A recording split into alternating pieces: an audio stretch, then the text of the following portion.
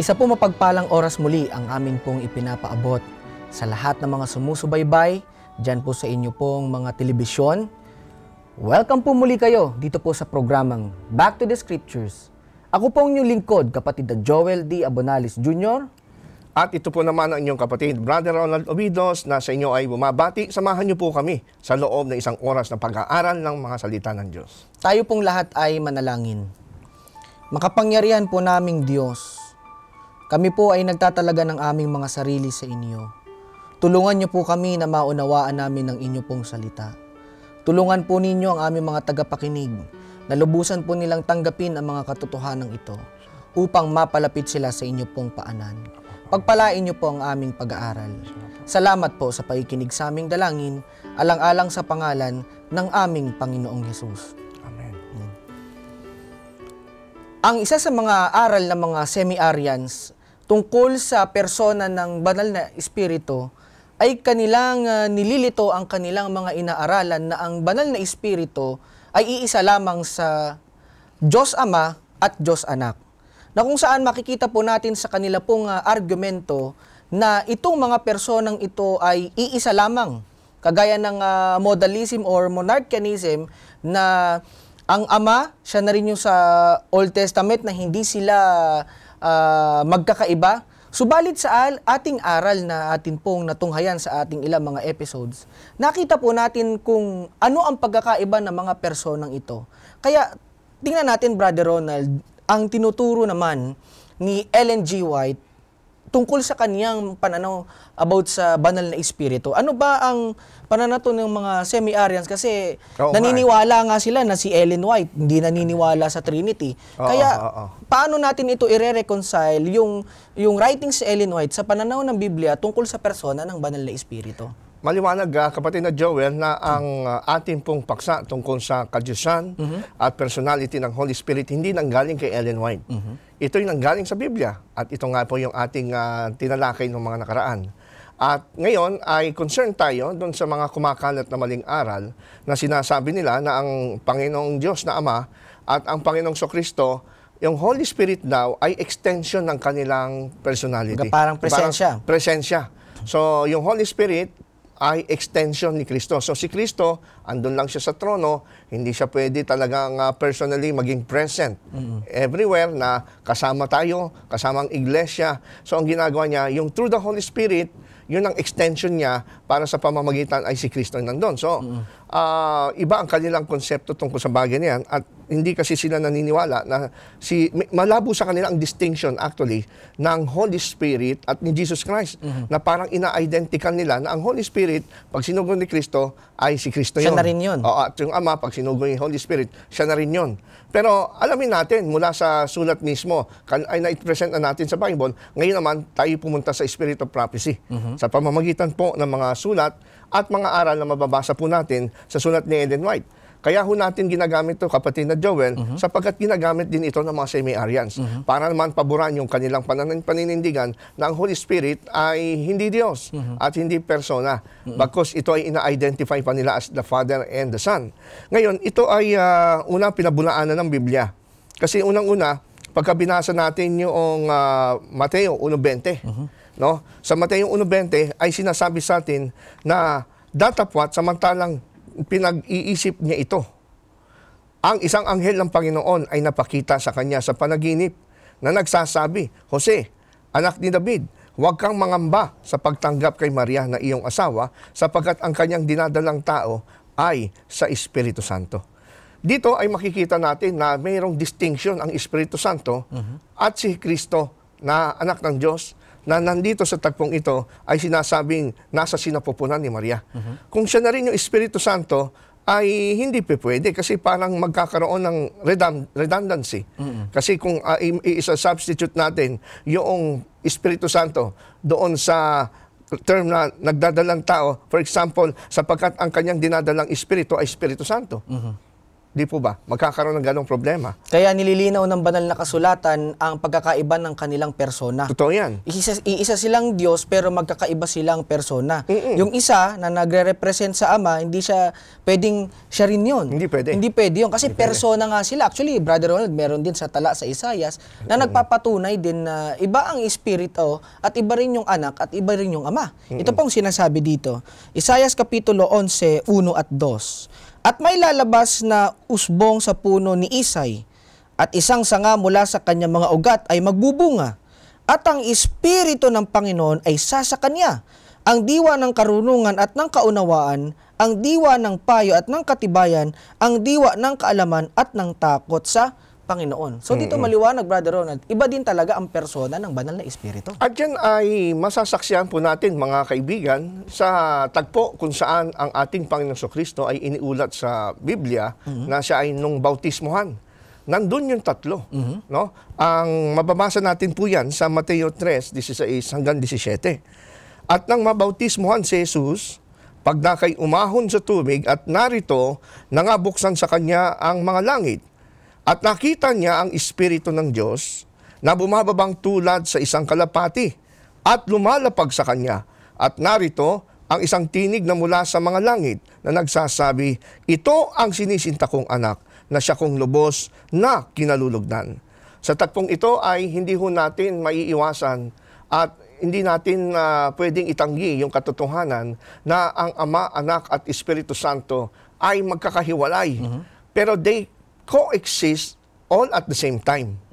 Naho, kung sasabihin natin na ang banal na Espiritu ay siya rin si Kristo, dapat ay binanggit lang dito yung Ama at yung Anak. Pero sa witness na nakita mismo ni John the Baptist, kapatid na Joel, nakita niya nung si Kristo ay umahon sa tubig, ang Espiritu Santo ay bumababa gaya ng kalapati pababa sa kanya. Hindi mula sa kanya papataas yung kalapati na hindi nanggaling sa kanya. Therefore, iba itong tinatawag na Espiritu Santo, malayo, distinct kaysa sa ating Panginoon Kristo. Kaya kung maalala mo, Brother Ronald, yung tinukso ang ating Panginoon sa may Mateo 4. Kung saan after niyang tinukso, ang sabi ng tala sa may Kapitulo 1, na magkagayoy inihatid ng Espiritu Santo si Jesus sa ilang upang siya'y tuksuhin ng dyablo. Ang sabi dito, dinala ng Espiritu Santo si Jesus upang tuksuhin. Kaya dito, makikita natin, alangan na dalhin ni Jesus yung kanyang sarili. Oo, o kaya kung ipapalit natin yung pangalan ni Jesus doon sa Espiritu Santo at dinala ni Jesus, si Jesus sa ilang. So, masisira uli yung rules ng grammar na in a sense ay walang sense. Kasi nga po, magkakaroon ng redundancy kasi hindi nga po yun ang intensyon ng salita ng Diyos. Ito ang tala na to after itong mag-fasting ni Jesus Christ. Tapos siya ay dinala upang tuksuhin, kaya napakahirap kung uunawain natin ito, parang ikaw na mismo nagdala ng sarili mo. The fact na sinabi, ang Espiritu ng Diyos ang nagdala kay Jesus. Kaya nga po, hindi nyo na kailangan maging isang rocket scientist para maintindihan. Correct. Hindi nyo na kailangan na ng ibang tao na mag-interpret sa inyo. Just read it plainly and it will tell you plainly. At hindi nyo na kailangan tong i-interpret. Dahil napakaliwanag, plain ang sinasabi, magkaiba ang Espiritu Santo at ang Panginoong Jesucristo. Meron pa bang ibang mga tala sa Biblia, Brother Roll, na nagsabi na magkaiba talaga ang Panginoong Jesucristo at ang persona ng banal na Espiritu? Meron. Ito ay mababasa natin dito sa aklat ng Juan 1:31 at 32. At siya'y hindi ko nakilala, datapat upang siya'y mahayag sa Israel. Dahil dito'y naparito ako na bumabautismo ng sa tubig, at nagpatotoo si Juan na nagsasabi, nakita kong espiritu na bumababang tulad sa isang kalapati, buhat sa langit at dumapo sa kanya. So, ito'y patotoo mismo ni John the Baptist. Sinasabi niya, ang nakita niya ay Espiritu Santo na bumababang sa langit. Ngayon, kung si Jesus ay siya na rin yung Espiritu Santo, dapat ang sinabi na Juan, nakita ko ang Espiritu Santo na umahon mula sa tubig matapos ko siyang bautismuhan. Hindi yon. Kasi alam niya, iba yung kanyang binautismuhan si Kristo, na Panginoong Hesukristo. Iba yung bumababang kalapati mula sa langit na ito nga po'y walang iba, kundi ang banal na Espiritu. Kaya makikita po ninyo, mga kaibigan, kung paano tinukoy ng banal na kasulatan ang pagkakaiba ng tatlong personang ito, ng Ama, ng Anak, anak at ng espiritu. Ang espiritu, hindi siya yung anak. Ang anak, hindi siya yung ama, pero iisa silang Diyos sa tatlong persona. Matapos po nating alamin ang biblical na pananaw tungkol sa pagkakaiba na to, na ang banal na espiritu, hindi siya si Kristo, meron bang mga pananaw si Mrs. Ellen White tungkol sa kaibahan ng persona ng banal na espiritu sa katauhan naman ng ating Panginoong Hesukristo? Napakaliwanag, maging si Ellen White, maliwanag sa kanyang isip, na bukod sa ang Panginoong Kristo ay hindi siya yung banal na espiritu at kailanman ay hindi siya nalito sa pagkakaiba ni Jesus at ng banal na espiritu kasi binabasa lang niya ito sa Bible. Hindi niya pwedeng ito ay baguhin. Maliwanag din sa isip ni Mrs. White na ang Diyos Ama ay iba rin sa banal na espiritu. At ito nga po ay mababasa natin. For example, nabasa ito malamang ni Ellen White, itong nasa 1 Corinthians chapter 2, verse 10, na kung saan doon ay sinasabi that God has revealed to us by the Spirit. God searches all things. The Spirit searches all things, even the deep things of God. Sinusuri daw ng Espiritu ang lahat ng bagay, maging ang mga malalalim na bagay ng Diyos. Ngayon, kung yung Ama ay siya na rin, yung Espiritu Santo rin, kagaya po ng tinatangkilik ng mga semi-Arians, kung papalitan natin yung salitang Espiritu sa talatang binasa natin, ay ganito ang mangyayari. God has revealed it to us by God. Yun ang mangyayari. Imbis na by Spirit. God has revealed it to us by God.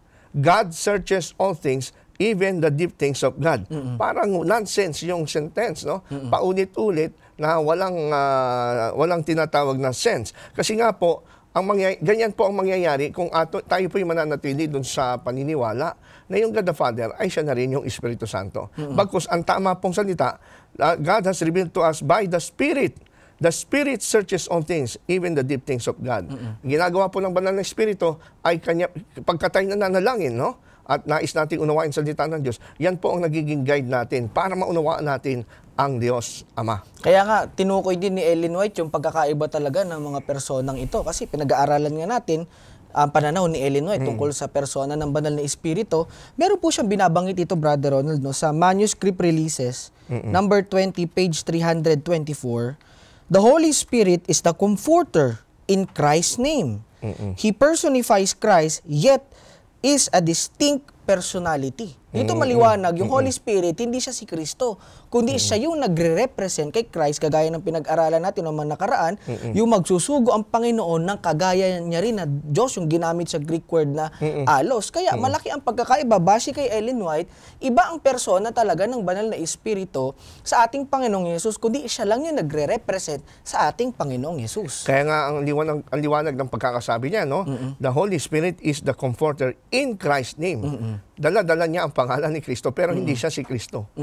Kaya makikita din natin sa ilang mga talata sa Biblia, mga minamahal, yung kaibahan talaga nito, yung binanggit mo nga kanina, yung God searches all things through His Spirit. Pero kung palitan mo yun na God searches all things by God, parang hindi mo maintindihan, malilito ka eh. Malilito ka rin. Meron pa bang ibang talata na nagsasabi na baka malito yung mga minamahal natin pag nabasa nila ito, maganda maipaliwanag natin na talagang magkaibang persona ito? Yes, halimbawa po, dito po sa isang talata ng Galatia 3:5, does God give you the Spirit and work miracles among you? Ngayon, kung ang Espiritu Santo ay yun na rin yung God the Father, palitan natin yung Spirit ng God, ang ganito ang mga kalalabasan. Does God give you God and work miracles among you? Parang ginagawa nating katatawanan yung mga sulat ng mga apostol. At ito ay magre-reflect sa ating pananaw tungkol sa Diyos na parang hindi ito bagay sabihin ng isang Diyos na ating sinasamba. Actually, may binabanggit din sa Epeso tungkol sa bagay na yan. Ang sabi dito sa Epeso 2:18, we have access to the Father by the Spirit. Hindi binanggit dito na by the Father. Para tukuyin yung pagkakaiba talaga nila. Kasi pwede rin naman, kung ang idea talaga ng sumulat ng Biblia ay iisa lang sila, pwede naman nila ilagay dito by the Father din. Diretso, kundi ang nakalagay dito, by the Spirit. By the Spirit. Pagpapatunay na magkakaiba talaga silang persona pero iisa silang Diyos. Ang magiging katawa-tawa pa nga mga kaibigan at kapatid na Joel, yung nasa John 14:26, kung saan sinasabi ng ating Panginoong Kristo na isinusugo ng Ama sa inyo ang ang banal na Banal na Espiritu. Espiritu. So kung ang banal na Espiritu, siya na rin yung Diyos Ama, paano natin ipapaliwanag na yung Ama isinusugo niya ang kanyang sarili? Kung siya din naman yung nagsusugo at yung sinusugo siya din. So magiging katawa-tawa po ang kalalabasan. Kaya ito, nabanggit natin, kapatid Ronald, ilan sa mga talata na nagpapatunay, maging sa mga sulat ni Ellen White. Ituloy natin yung ilan sa mga na-mention ni Ellen White para patunayan talaga, lalo tigit sa mga tagapakinig natin ng mga semi-Arians, na marami pong statement si Ellen White na nagpapakita na ang persona ng banal na Espiritu ay iba. Iba rin ito sa persona ng Panginoong Yesus na pag-aralan na po natin. Kaya tingnan po natin, base mismo sa sulat ni Ellen White, ano ba ang pagkasabi niya, Brother Ronald, tungkol sa persona ng banal na Espiritu? Ayan, mga kaibigan, natalakay natin na ang Ama ay Diyos, walang duda dyan. Lahat tayo nagkakaisa. Ang banal na Espiritu, walang duda, mula sa Bible mismo, si Kristo ay tunay na Diyos. He is fully divine, fully God, at siya po ay eternal. At nakita rin natin mula sa mga sulat ni Sister Ellen White na talagang si Jesus ay fully God. At wala siyang pinagmulan, siya ay eternal. This time, ay gagamitin naman natin yung mga sulat ni Ellen White to prove that the Holy Spirit is fully God and eternal, na walang ibang explanation po dyan kundi ang doktrina ng Trinity. Kahit sabihin na ho natin na hindi ho ginamit ni Ellen White word for word yung word na Trinity, yung konsepto ng Trinity, ini-explain niya mismo sa kanyang pangungusap. At yan talaga ang pananaw ng mga Trinitarians. Kaysa sa iniisip ng mga semi-Arians, sa mga kapatid natin na nagbabalita niyan, iba yung konsepto ng mga early pioneers natin sa tunay na konsepto talaga na inaaral natin about Trinity. Kaya nga later on, sa ating mga pagtalakay, ay ipapakita natin na mula sa kasaysayan ng Seventh-day Adventist Church, napakalaki po ng nagawa. No? Si Ellen White po ang tinatawag nating catalyst kung bakit na ipasok ang Trinity sa Seventh-day Adventist Church. Hindi po yung totoo, yung naririnig po natin sa ilan mga nagbabalita ng mga semi-Arians na pumasok lang daw ang doktrina ng Trinitarian sa loob ng Seventh-day Adventist Church pagkatapos mamatay ni Ellen White noong 1915. Wala pong katotohanan yan. Kaya po, kung atin pong iisa-isahin yung malinaw na statement ni Ellen White about the Holy Spirit, ay talagang masasabi natin case closed. No? Minsan may nagtanong kasi sa atin, bakit kung totoo ang Trinity, bakit yung word na Trinity hindi ginamit ni Ellen White? Hindi ho ginamit ni Ellen White kasi nga po, during her time, yung gumagamit mostly ng word na Trinity, hinahaluan ito ng mga Greek philosophy. Ine-explain ito by using Greek philosophy yung Trinity. Kaya nawawala yung essence ng Biblical Trinity. Kaya yun ang iniingatan niya. The same way, kung mapapansin niyo, merong statement si Ellen White na maraming tao nagtatanong sa kanya kung siya ba ay propeta. At okay lang bang tawagin siyang propeta. Ang sabi ni Mrs. White, wala naman akong pagtatalo doon sa mga taong gustong tawagin akong propeta. Kaya lang hindi ko ginagamit yung term, yung word or title na propeta sa aking pangalan kasi yung word na prophet ay nagamit na ng mga nakaraan ng mga taong nagpapanggap na propeta, naging kasiraan tuloy kay Kristo. Kaya kung siya ay magkakabit ng title na propeta sa kanyang pangalan, maiisip ng mga tao, eto na naman, meron na naman bulaang propeta. Kasi marami mga lumitaw na mga bulaang propeta noon bago siya. But it doesn't mean hindi propeta si Ellen White. Di ba? So, ganun din paraan mga kapatid. Kahit hindi ginamit ni Ellen White yung word, yung term na Trinity, yung konsepto, ay ini-explain naman niya. Maingat lang niya itong hindi ginagamit kasi po nami-misinterpret po during her time yung title o yung word na Trinity. But it doesn't mean mali ang Trinity kaya hindi niya ginagamit. Kumbaga, tinutukoy natin dito yung for convenience's sake para ito ang pinaka-tumpak na tumukoy sa Trinity. At gayon din naman, ini-explain naman natin sa mga kaibigan natin na hindi naman din binanggit sa Biblia yung word na Trinity. Same as with Ellen White. May mga reason siya historically bakit niya hindi binabanggit. Ganun sa Biblia, pero wag aalisin sa isipan po ninyo, mga minamahal na tagapakinig, na yung konsepto ng Trinity ay wala sa Biblia. The fact na in-explain na natin ito, in-expound natin yung ibig sabihin nito, kaya dito, titingnan natin sa mga writings si Ellen White na kung consistent ba siya sa kanyang mga pananaw. Unang-una doon sa pananaw niya tungkol sa ating Panginoong Yesus. Ngayon dito, kung iba ring persona ito, ang banal na Espiritu. Ito ay, mamasa tayo ng isang referensya, kapatid na Joel. Halimbawa, dito sa aklat na evangelism, no? page 616 at 617. Meron pong sinasabi na ganito si Mrs. White, the Holy Spirit is a person. Oh? The Holy Spirit is a person.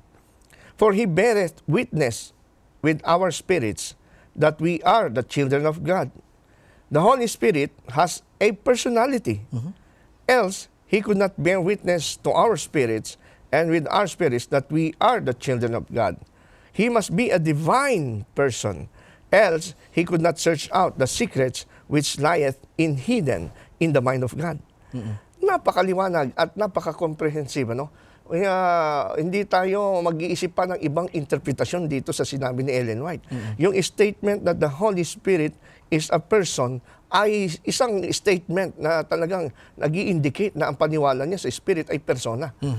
At hindi pa ako nakarinig ng explanation sa ating mga kaibigan na mga Arianism, na mga semi-Arians, kung paano nila sinagot ito, maliban na lang doon sa kanilang pangangatwiran na dinoktor daw ng mga ating scholars, yung sulat ni Ellen White. Mamaya po isasagutin natin yung point na yan. Ang gusto lang nating sabihin ngayon ay si Mrs. White mismo mula sa kanyang sulat, mula sa kanyang bibig, na inspired by the Holy Spirit, ay dumating sa kanya yung liwanag na ang Espiritu Santo ay isang persona. Hindi mo ito maririnig doon sa mga sinaunang early pioneers. Kagaya nila Joseph Bates, sila Uriah Smith, hindi nila ginabanggit ito. Kaya nga, ito'y palatandaan na ginamit ng Diyos si Mrs. White bilang ating propetisa para siya ang maging catalyst, siya ang magiging instrumento para maliwanagan ang bayan ng Diyos, ang katotohanan tungkol sa Trinity. Sapagkat talastas ng Diyos na sila'y namamali noong mga unang panahon, yung mga pioneers natin, sa kanilang understanding tungkol sa Diyos. Kaya dito, makikita natin, Brother Ronald, na hindi nila nabibigyan pansin itong mga sinulat siguro ni Ellen White kasi nga, sinusubukan nilang mismo sila sa kanilang sarili na bulagin ng kanilang sarili para hindi makita itong inire-reveal ng Diyos sa ating propetisa. Dito ipinapaliwanag na ang banal na espiritu ay persona talaga siya. It requires a lot of humbleness. Correct. To swallow our pride para i-accept natin what it is. No? Napakaliwanag. How can a person, sabi ni Ellen White, paano ang banal na espiritu ay isang personality. Kasi He could not bear witness with our spirit kung hindi siya persona. Tsaka isa pa, how can He search the mind of God kung hindi siya Diyos? Hindi siya kasing isip ng Diyos bilang Diyos. Kaya meron pa siyang binabanggit, Brother Ronald, na maliwanag din na tinukoy niya na ang banal na espiritu ay isa ring persona. Dito po sa Manuscript Releases, Volume 7, page 299. We have been brought together as a school, and we need to realize that the Holy Spirit, who is as much a person as God is a person, is walking through these grounds. Ito maliwanag na isa talaga sa persona ng Godhead ang banal na espiritu. Maliban doon, Brother Ronald, mayroon ka pa bang gustong idagdag dito na ilang mga pahayag ni Ellen White tungkol sa persona ng banal na espiritu at paano siya naging Diyos sangayon dito sa kanyang sulat? Ito ibabasahin naman natin mula sa Testimony Series B, number 7, sa page 62 at page 63. Medyo mahaba-haba ito. Pakinggan po ninyo. Sabi po rito, the Father is all the fullness of the Godhead bodily and is invisible to mortal sight. The Son is the fullness of the Godhead manifested. The Word of God declares Him to be the express image of this person. God so loved the world that He gave His only begotten Son, that whosoever believeth in Him should not perish, but have everlasting life. Here is shown the personality of the Father. The Comforter that Christ promised to send after He ascended to heaven is the Spirit in all the fullness of the Godhead. Pero kinapit niya sa banal na Espiritu yung all the fullness of the Godhead. Yung kabuuan ng pagka-Diyos. Making manifest the power of divine grace to all who receive and believe as Christ as a personal Savior. There are three living persons of the heavenly trio. In the name of these three great powers, the Father, the Son, and the Holy Spirit, those who receive Christ by living faith are baptized, and these powers will cooperate with the obedient subjects of heaven in their efforts to live in the new life in Christ. Napakaliwanag nito, no? Hindi ginamit ni Ellen White yung term, yung word na Trinity, na kagaya na ginagamit natin ngayon. Pero meron siyang equivalent term na ginamit na equivalent dun sa konsepto ng Trinity. Ito'y walang iba, kundi yung description niya na there are three living persons of the heavenly trio. Kung ang banal na espiritu ay isa lamang hangin, puwersa, impersonal force, at ang tanging persona lang ay yung Ama at yung Anak, dapat ang sinabi ni Sister White, there are two living persons of the heavenly Godhead. Pero three living persons. At nilinaw din niya rito na kung ano yung three living persons na ito. Ito yung Father, Son, and Holy Spirit. At ang tawag nga niya rito, Heavenly Trio. Yun ang pinaka-closest na term na ginamit ni Mrs. White na equivalent sa ating panahon pag ginagamit natin yung word na Trinity. Ibig sabihin, Brother Ronald, nakatitiyak tayo na itong pinag-aaralan nating Trinity na ito ay angkop din ito sa kung ano ang pananaw ni Ellen White. Kasi binanggit niya nga yung Heavenly Trio, yung three living persons. Yun din yung ating pananaw na mayroong tatlong persona sa Godhead. At binanggit niya yung tinutukoy, yung the Son is the fullness of Godhead.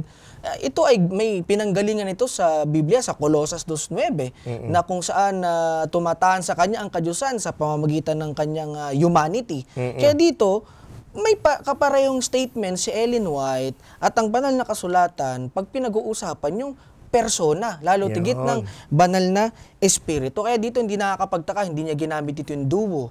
Isa lang. Kung dito, three heavenly trio, tatlong persona po ito, mga kaibigan. Kaya wag po tayong malilito, wag po tayong padaya. Meron pong nangangaral po sa inyo na mga taong ito, ay alamin po natin base sa liwanag ng banal na kasulatan at ng sulat ni Ellen White. But wag po tayo basa-basa kung ituro, maniniwala agad, masisira yung pananaw natin tungkol sa ating iglesia, tungkol sa ating history, kundi alamin po natin kung ano talaga ang pananaw ng ating mga early pioneers tungkol sa tinatawag nating Trinity, lalo tigit, Brother Ronald, sa persona ng banal na espiritu. Kasi magiging unfair din ito, lalo tigit, ang ano natin dito, pinag-aaralan tungkol sa Diyos, magiging unfair din po sa ating Panginoon pag hindi natin siya pag-aaralan ng fair din. Kasi lalo pag inunahan na tayo ng idea natin na ganito siya, paano natin malalaman kung hindi tayo magsusuri? Kaya ang ano dito, huwag tayong padaya. Tsaka wala sa kanila yung espiritu na minana natin sa talagang mga espiritu ng mga early pioneer Seventh-day Adventists na sa kanila, open sa kanila ang liwanag. Pagbabago pati. Yung pagbabago. No? Kaya nga meron silang sinasabi mga present truth na dumadating, ina-accept na ito kahit na against ito sa kanilang unang paniwala. Kaya nga ina-avoid nila na sila po ay magkaroon o mag-statement of creed, yung tinatawag na credo ng pananampalataya na magiging infallible at di na pwedeng baguhin. Ang espiritu ng tunay na Seventh-day Adventist ay bukas ang kanilang isip kapag may liwanag na dumarating. Samantalang itong mga semi-Arians, karamihan ay mga nagpapanggap lang naman ng mga Seventh-day Adventist, ginagamit lang nila yung pangalang Seventh-day Adventist. Wala na sa kanila yung espiritu ng openness ginagawa nilang creed na ang Trinity ay mali.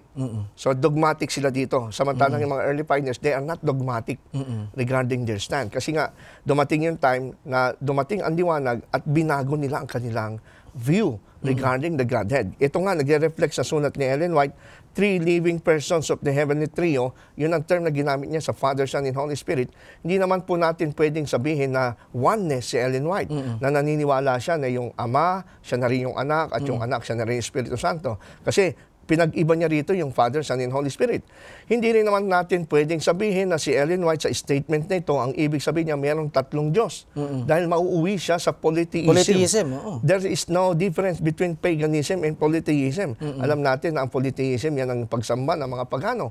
So, ano pa ang explanation tungkol sa Diyos ang natitira na pwede natin gamitin to explain itong sinasabi ni Ellen White? Of course, walang iba kundi yung doktrina ng Trinity. Hindi siya oneness, hindi siya tritheism.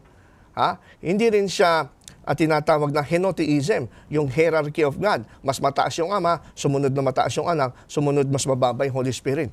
Pinapakita niya rito pantay-pantay itong tatlo. So, tanong natin sa kanila, ano pang explanation tungkol sa Diyos? Hindi siya oneness, hindi siya tritheism, hindi siya henotheism. Ano pa? Ang natitira na lang Trinitarianism. Kaya anong itatawag nila na term dito kung ayaw nilang tanggapin yung word na Trinity?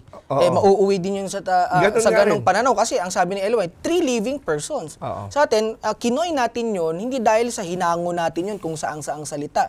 Kundi kinuha natin yun sa paraan alam natin na ito yung magiging kabuuan ng pananaw natin sa tinatawag na triunity or Trinity. Naalala ko tuloy yung isang tao, sabi niya, alam mo, itong mapa ng Pilipinas, yan ay Luzon, binubuo ng Luzon, Visayas, Mindanao. Pero ayaw kong tawagin Pilipinas yan. So, kahit ayaw mong tawagin Pilipinas, yung Luzon, Visayas, Mindanao, Pilipinas pa rin yan. So, ganun po ang mangyayari doon sa mga nagsasabi na ayaw gamitin yung term na Trinity. Pero yung konsepto, Trinitarian. Kaya nga po, malakas ang loob natin na sabihin na si Ellen White ay isang Trinitarian kasi pag binasa po natin yung kanyang mga sulat, ang kanyang konsepto ay Trinitarian. Kaya dito makikita natin sa liwanag na pinag-aaralan natin mga kapatid na totoo po na hiwalay ang persona ng banal na espiritu pero hindi po nangangahulugan na hindi po siya Diyos. Kundi tinutukoy lamang po dito yung kanyang function or ang kanyang role sa gawaing pagliligtas na para sa ng ating pong Panginoong Jesucristo. Kaya dito makikita po natin na napakahalaga ng gawaing ginagampanan ng banal na espiritu, lalo tigit kung titingnan natin itong writings ni Ellen White na nakita niya talaga dito na siya rin ay talagang representative ng kadyusan. Kung saan umakyat na yung Ama, ipinadala siya para magministeryo sa mga napipigating katulad natin. Na tinukoy ni Ellen White, kasama siya sa Godhead. Pero hindi ibig sabihin identical si Jesus sa Holy Spirit. Kaya nga, if you remember, sinabi ni Jesus, I will send you another Comforter. Kung siya rin yun, ba't niya sasabihin another? Sa Greek nga po ay allos, no? Another of the same kind. Pareho sila ng nature, Diyos yung Kristong nagsugo, therefore yung sinusugo niya ay Diyos din. Pero magkaiba sila ng persona. Kaya dito, maganda rin, Brother Ronald, may tinutukoy din si Ellen White. Tungkol sa bagay na ito dito sa Manuscript Releases, Volume 12, page 145. Ito pong sinasabi, Jesus is present in the person of His representative, the Holy Spirit. Hindi sinabi dito, Jesus Himself. Kundi, Jesus is present in the person. Ibig sabihin, binanggit mo kanina na meron siyang ipinadala na Diyos din, kagaya niya, na magbibigay ng kaaliwan. Kaya kung pagbabatayan lang natin ito mga pinag-aaralan natin, Brother Ronald, ano pa ba ang hahanapin natin dito? Kasi ito na ihayag, maging ng banal na kasulatan, iba ang persona ng banal na espiritu, hindi siya si Kristo. Gayon din sa writings ni Ellen White, ang banal na espiritu hindi si Kristo, kundi magkahiwalay at magkaiba po sila ng persona, Brother Ronald. Kaya nga po, dalangin natin sa Panginoon na tulungan itong mga tao na nandiligaw ng kanilang paniniwala. Maaring ang ilan sa kanila ay talaga namang sincere. Gusto nilang maunawaan ang pagka-Diyos. At sa kanilang pagnanais at passion na maunawaan ang pagka-Diyos, doon sila nahulog sa bitag na madaling explanation na tutunan ng Trinity. Pero hindi nila nalalaman, pag tinutunan mo ang Trinity, isinantabi mo yung katotohanan. At pinagpalit mo sa mas madaling maunawaan. Yun nga po ang danger. Nabanggit na natin noong nakaraan na kung ang pag-uusapan ay pagka-Diyos, ang aking parang pinaka-barometer, Brother Joel, pagka sa anumang relihiyon may paliwanag sila tungkol sa Diyos at parang mas madaling maintindihan, duda ako doon. Kasi ibig sabihin galing sa ideya ng tao yon. Pero kapag ang doktrina tungkol sa Diyos ay medyo komplikado, kung paano ang Diyos na isang Diyos na in His nature ay tatlong persona, medyo komplikado nga siya. Pero yun talaga nire-reveal ng Bible. All we have to do is accept it by faith. Kung paano in-accept natin na ang Diyos ay nagkatawang tao na pinanganak siya ni Maria na walang ama, komplikado, pero ina-accept natin, ganun din po ang gawin natin. No? Hindi natin i-reject porque komplikado. No? So, ito'y paanyaya na nawa, kung talagang nais yung makilala ang Panginoon, mas madali po na magduda tayo dun dapat sa mga bagay na madaling paliwanag tungkol sa Diyos. Unang-una, hindi natin kayang ipaliwanag comprehensively ang essence ng Diyos. Dahil tayo'y tao lang. Para maintindihan nyo ibig sabihin, mga kapatid, imagine nyo yung isang langgam na napakaliit at nakakita siya ng isang tao, pag-aralan niya yung human anatomy. You cannot imagine kung anong mangyayari doon sa langgam. Anong effort ang gagawin niya para maunawaan niya ang tao. I don't think he will understand human anatomy. The same way with us, iba ang nature natin sa Diyos. Tayo created by God, napakalimitado ng knowledge. Andito tayo sa lupa, ang Diyos nasa langit. Ganon din. So aasahan talaga natin na meron talagang komplikasyon pagdating po sa kalikasan ng Diyos. Kaya nga ipinapag-anyaya natin palagi sa mga kapatid, kung talagang gusto nyong makita ng mukhaan ng Diyos, sikapin niyong makarating sa langit. Kaya, nabanggit mo nga, hindi porke may mga komplikasyon sa pag-aaral tungkol sa Diyos, hindi ibig sabihin na hindi tayo makakarating sa tamang pagkaunawa tungkol sa Kanya. Kaya binabanggit natin ang tamang pagkaunawa sa Diyos, yan ay merong epekto sa pagkaunawa din natin sa kaligtasang ipinagkaloob niya sa atin. Kagaya, di ba, limbawa, kung kapangyarihan or force or hangin lamang itong banal na espiritu, paano natin siya i-consider bilang Diyos na magko-convict sa ating mga kasalanan kung maliit lamang ang pagtingin natin sa Kanya o kapangyarihan lang? Kaya dito sa binasa natin, napakaliwanag. Maging sa Biblia, itinuring talaga ang banal na espiritu na isang persona na Diyos, gayon din sa sulat ni Ellen White. Kaya nga po, pagka ini-imagine ko, kapatid na Joel at sa mga Ginay na sumusubaybay, kung ang paniwala ng mga semi-Arians ay totoo tungkol sa banal na espiritu, na ito daw ay parang extension lang, parang kuryente lang, parang hangin lang, na-imagine ko tuloy na sa langit may dalawang trono, isang trono sa Ama, isang trono sa Anak, tapos may extension cord na nakasaksak dun sa trono nila,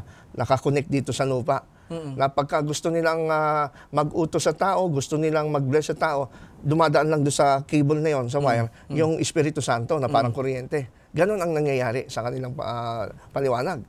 Kaya mahirap isipin yung logic nila sa ganung bagay, Brother Ronald. Kaya po, kung nakikinig po kayo, napakahirap iasa ng inyo pong kaligtasan sa hindi naman Diyos. Oo nga. Mahirap isalig ang ating pananampalataya sa tinuturing natin na hangin lang. Kumbaga, naalala ko noon, Brother Ronald, nung aking professor nung kolehiyo, ay may nag-present ng kanyang research paper. Tapos, maganda naman yung pagka-present niya. Alam mo, sabi ng professor ko, para yung research mo, para kang kumain ng mani. Pero balat lang yung nakain mo, hindi yung mismong laman. Kaya minsan sa ating search, sa ating Panginoon, minsan, kaya naman nating i-grasp yun eh. Kaya lang, balat o hangin lang yung nakukuha natin kasi sinasaraduhan natin ang ating isipan para ihayag ng Diyos ang mga katotohanan ito. Kaya minsan yung dahilan na kinuha nyo yan sa ganitong mga pananaw, kinuha nyo yan sa paniniwalang demonyo yan. Mahirap sabihin eh, pero paano nila ipapaliwanag na may kahayagan ang Biblia tungkol sa pagkakaiba ng persona na ito? At maging mismo sa sulat ni Ellen White, napakalinaw. So kaya dito tayo naniniwala na tama yung sinasabi dun sa 2 Corinthians 4:4 na binulag ng Diyos ng sanlibutan ito ang kaisipan ng mga tao upang hindi sumilaw sa kanila ang liwanag ng Ebanghelyo. So, ang bulag kasi, dalawang klase. Pwedeng may bulag na gusto pang makakita at may bulag na ayaw na makakita. Kung atin pong itutulad sa ating pag-aaral ng salita ng Diyos, kung kayo ay mag-i-stick na dyan sa maling paniwala na semi-Arians, sa kabila ng maraming ebidensya mula sa Biblia at sulat ni Ellen White, mananatili kayong ganyan, kayo ay maitutulad sa bulag na ayaw na makakita. Pero syempre, normally, ang mga bulag gustong makakita niyan. So, sabihin na natin na maaring yung ilan sa inyo ay nadaya at ngayon nyo lang narinig mula sa patutuon ng Biblia at ng Spirit of Prophecy na hindi pala ganun ang paniniwala dapat natin, ay makakaasa kayo, makakasumpong kayo ng pagkakita, makakasumpong kayo ng liwanag. No? Kaya ipanalangin natin na itong mga taong ito ay huwag silang lubusang madaya ng kaaway. Tsaka higit sa lahat, Brother Ronald, ay magpakumbaba din sila pag pinag-uusapan may kinalaman. Kasi nga, ito ay misteryo eh. Itong pinag-uusapan natin ito. Pero hindi ibig sabihin misteryo, hindi na ito ipapaunawa ng Diyos. Kaya magtataka ka, bakit natin naunawaan ang mga bagay na ito? At karamihan talaga din. Natin by faith. Tinanggap natin ito. Pero tataka ka, bakit sila iba yung kanilang mga pananaw tungkol dito. Hindi ko man alam ang kanilang personal dahilan kasi pinag-aralan natin, hindi naman natin ito hinango sa kung kanin-kanino mga salita o aral, kundi ito ay hango sa Biblia. Maliban na lang, Brother Ronald, kung meron po silang personal na dahilan sa Maaari. sarili nila o sa Maaari. church o maaring may personal silang encounter, hindi naman natin din sila masisisi.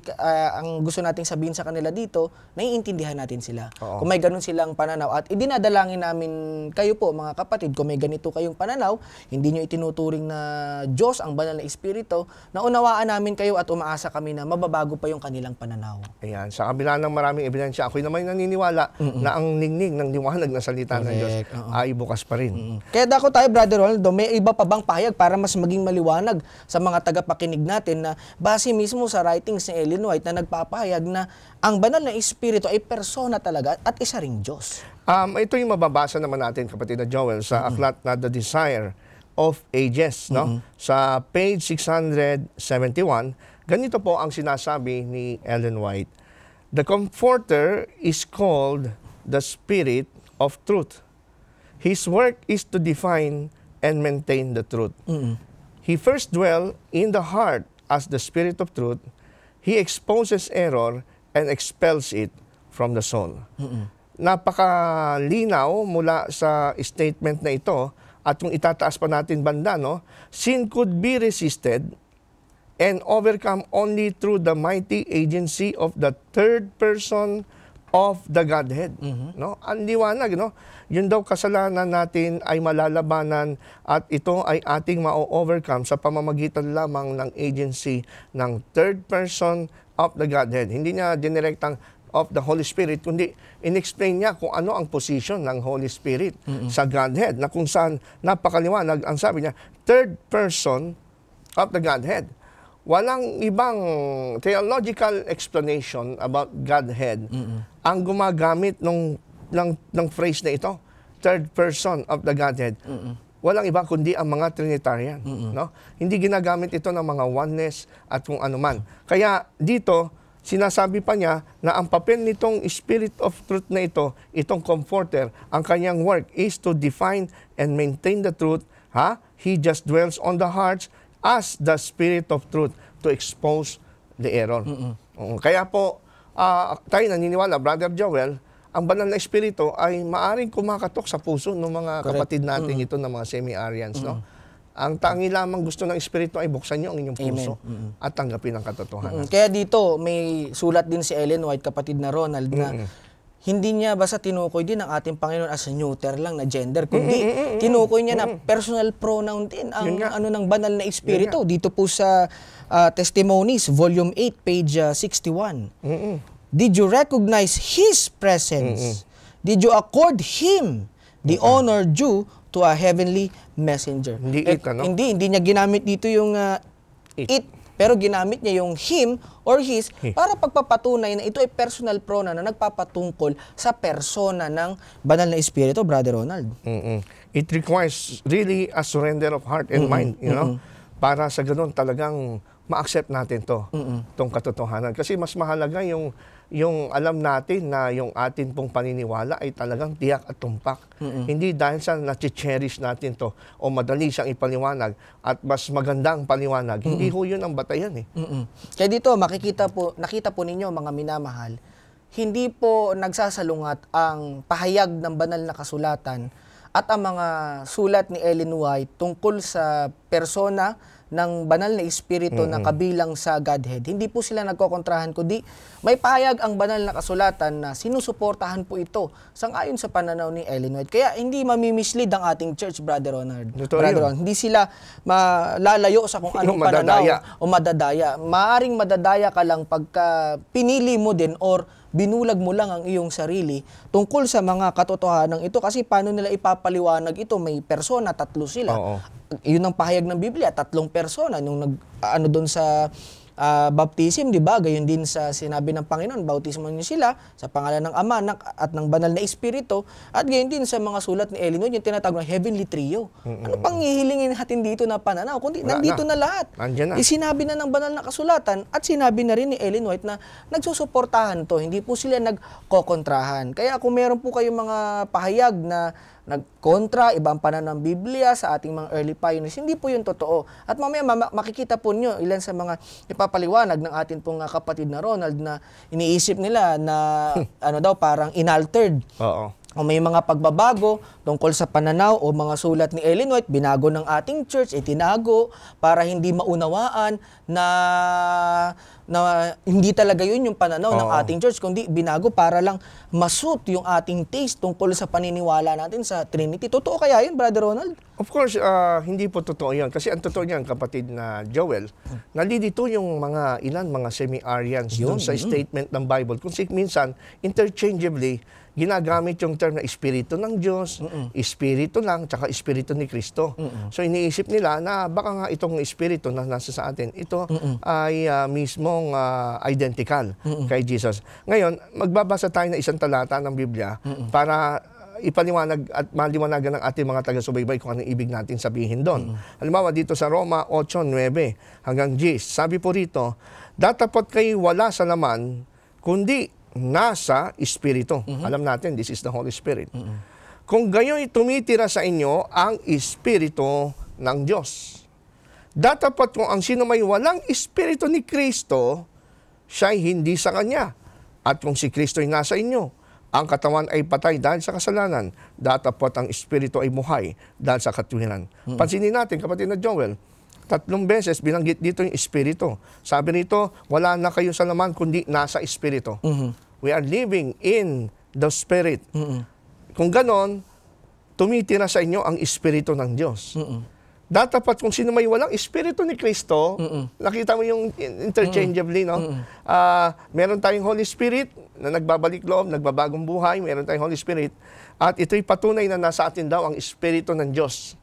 At kung wala sa atin yung Espiritu ng Kristo, ay ibig sabihin ay hindi tayo sa Kanya.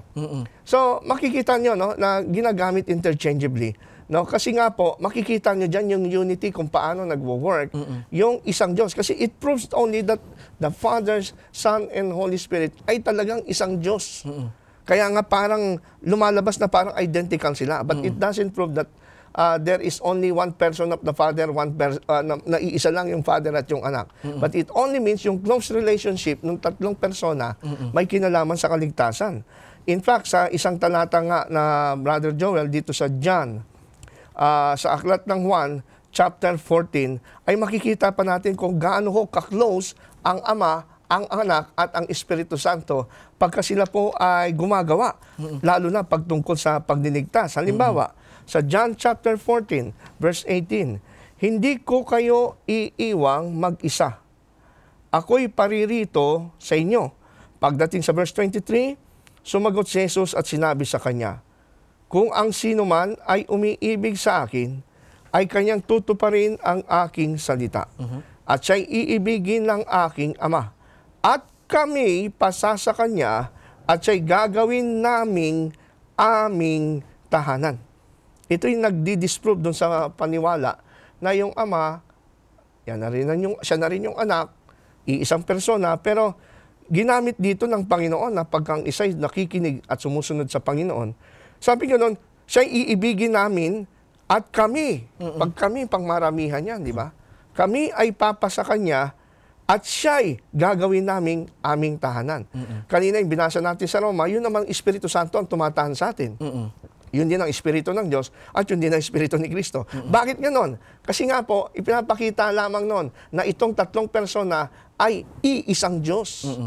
Kaya wag ho tayong malilito ron. Pero magkakahiwalay sila kasi may iba-iba silang role o gampanin pagdating sa kaligtasan. Kaya ganyan din yung pananaw ni Apostol Pablo, Brother Ronald. Kung pagbabatayan din natin, dito po sa aklat ng mga taga-Galacia, ang kapitulo ay 4, talatang 6. At sapagkat kayo'y mga anak ng Diyos, sapagkat kayo'y mga anak, ay sinugo ng Diyos ang Espiritu ng kaniyang anak sa ating mga puso na sumisigaw, Aba, Ama. Ito, nakita natin, Brother Ronald, kung paano isinugo ni Kristo na meron siyang another comforter, which is the Holy Spirit. Kaya dito makikita mo yung merong isinusugo, merong pumapalit, kumaga, nabanggit mo kanina, parang harmonious relationship Yes. nila eh. Unity. Unity, merong mawawala, merong papalit, pero hindi ibig sabihin na sila na mismo yun, kundi magkakaiba silang persona, pero iisa silang Diyos. Kaya nga, lagi nating inuulit sa mga minamahal nating mga kaibigan, ito ay ipinapahayag itong mga pananaw na ito tungkol sa Trinity. Walang ibang dahilan, Brother Ronald, kundi sa gawaing kaligtasan. Tama. Gawaing pagliligtas. Hindi ito ginawa para suportahan ang sarili mong pananaw, para mahayag na ikaw ang magaling magpaliwanag tungkol sa Trinity, para mahayag na ang iyong relihiyon ay magaling sa pagpapaliwanag ng mga aral tungkol sa Biblia, lalo tigit sa Trinity, kayo ang tama, kundi ipinahayag ito ng Diyos, Brother Ronald, sa gawaing pagliligtas. Amen. Kaya nga po, isa rin patotoo, kapatid na Joel, na ang doktrina ng Trinity, para po ma-refute yung mga claim ng mga anti-Trinitarian na mga semi-Arians, na yun daw doktrina ng Trinity ay pumasok sa loob ng church pagkatapos mamatay ni Ellen White. Alam po ninyo, kung magsisikap lamang po kayo magsuri at makikinggan po ninyo ang programang Back to the Scriptures, nilalahad namin sa inyo ang katotohanan na wala pong katotohanan yon.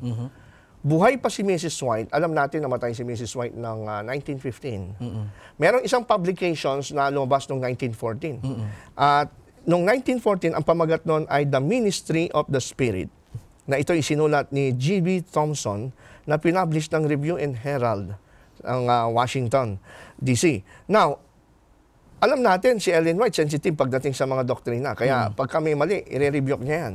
Pero tignan niyo po yung sinulat nito ni G.B. Thompson na noong 1914 tungkol sa doctrine ng Trinity. Sige po. Ang sabi po niya, the Holy Spirit is not merely an influence or power or some enthusiasm, but as the word paraklete suggests, a personality with a mind, thinking, planning, interceding, exerting an influence, wielding a power, awakening enthusiasm. Ito pa sabi niya, the Godhead is incomprehensible, but Christ used a word which means a person, and the Spirit Himself is speaking to the church through a chosen instrument called the Holy Spirit, the third person of the Godhead. In view of these statements, if for no other reasons we feel warranted in attributing personality to the Holy Spirit. Buhay pa si Ellen White nito. Sinasabi na at in-explain dito sa libro na dito sa Godhead, particularly ang Holy Spirit, a third person of the Godhead. Ngayon, kung ito ay mali, hindi ayon sa statement ni Ellen White, at sinasabing dinoktor lang natin daw yung sinasabi ni Ellen White na third person of the Godhead, yun daw ay dinagdag lang daw ng mga present Seventh-day Adventists. Wala akong katotohanan kasi po, 1914, buhay pa ho si Ellen White, the next year pa siya mamamatay. Alam niya na itong publication, narinig na niya at nabasa, The Ministry of the Spirit, pero hindi niya nire-rebuke si G.B. Thompson kasi alam niya na totoo ang kanyang sinabi. Tsaka wala naman tayong makikita din talaga na may sinulat si Ellen White tungkol sa pagre-rebuke niya. Wala. Tungkol sa statement na ito. So nangangahulugan po, mga kaibigan, na suportado ni Ellen White. At gayon din kung halimbawa, in case na hindi man namatay si Ellen White, at may mga sumunod na mga pioneers din natin na may ganong kaisipan tungkol kay Ellen White na hindi man nila magustuhan yung statement na ito, wala pa akong nakitang mga pahayag tungkol dito sa statement na ito na nagsasabi, mali ito, hindi ito dapat sundin. Kundi binanggit niya dito, base rin sa Bible, yung Paraclete, na sinabi niya na susuguin, yun din yung banal na espiritu at Diyos din yun, brother. Third person. Oo. Para po dun sa argumento na dinoktor ng Seventh-day Adventist, isang karagdagang tulong ang pwede nating isagot dyan. Meron pong isang dating associate director ng White Estate, no? Ellen G. White Estate, na sila po ang nangangasiwa sa mga aklat ni Ellen White. Meron siya isang sinulat na article na ang pamagat, Ellen White's Trinitarian Statements. What did she actually say? Ito po ay sinulat ni Pastor or Elder Tim Portier, na itong si Elder Tim Portier, nung time kasi nung ako'y may nabasa na anti-Trinitarian book, sabi nila, lahat ng mga sinasabi ni Ellen White na ang Holy Spirit ay third person of the Godhead, the Holy Spirit is a person, dinoktor yan. na mga publishers ngayon ng Seventh-day Adventist. So itong si Tim Poirier ay sumulat siya at nag-research mismo doon sa archives ng mga books ni Ellen White. At hinanap niya yung mga manuscript mismo ni Ellen White. Ano mo yung manuscript? Yung sulat kamay mismo. Sulat kamay, handwritten ni Ellen White na pinagbatayan ng publisher. Particularly yung mga statements niya na third person of the Godhead. Baka pag nakita niya yung handwritten na manuscript ni Ellen White, wala nga doon. At dinugtong lang. Alam mo, nung ako mismo nabasa ko itong publication na ito, pinotocopy niya, scan yung kanyang copy ng book na ito. Andun yung handwritten copy ni Ellen White. Mismo sinulat ng kanyang kamay ni Ellen White na sinasabi niya, the Holy Spirit is the third person of the Godhead. So, ano ibig sabihin nito? Wala hong katotohanan yung ibinibintang nila na dinoktor ng mga Seventh-day Adventist. Yung katotohanan yon. Kaya sila nag-resort sa ganong argument na dinoktor kasi hindi nila matutulan sa kanilang sarili na mabasa mismo sa sulat ni Ellen White na naniniwala siya ng banal na espiritu ay isang persona at siya po ang third person of the Godhead.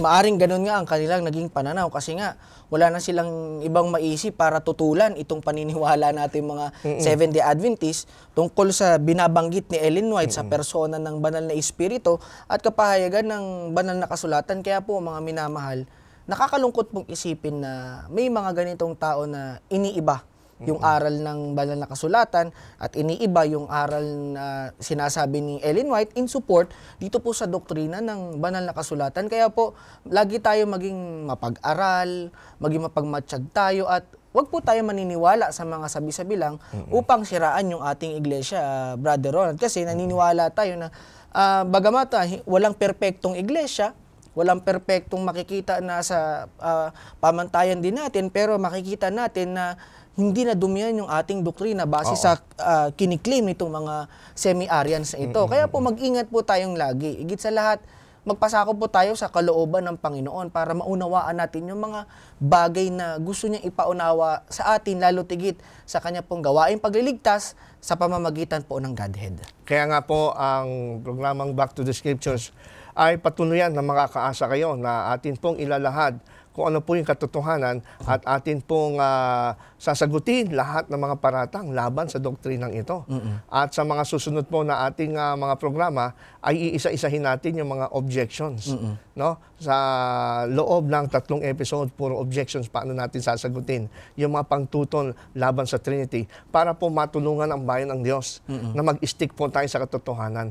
Alam po natin na talagang malapit nang dumating ang Panginoon talaga, Brother Joel. Amen. Kaya ang kaawa ay patuloy na naghahasik ng lagim sa pamamagitan ng mga pagsubok, sa pamamagitan ng mga maling doktrina na paaasahin ka ng diablo na parang katotohanan ang tinatanggap mo, yun pala bandang huli ay magsisisi ka. Hindi pala totoo at ikaw ay nadaya. Kaya tayo po kasi ay nakapaloob, Brother Ronald, sa tinatawag na The Great Controversy.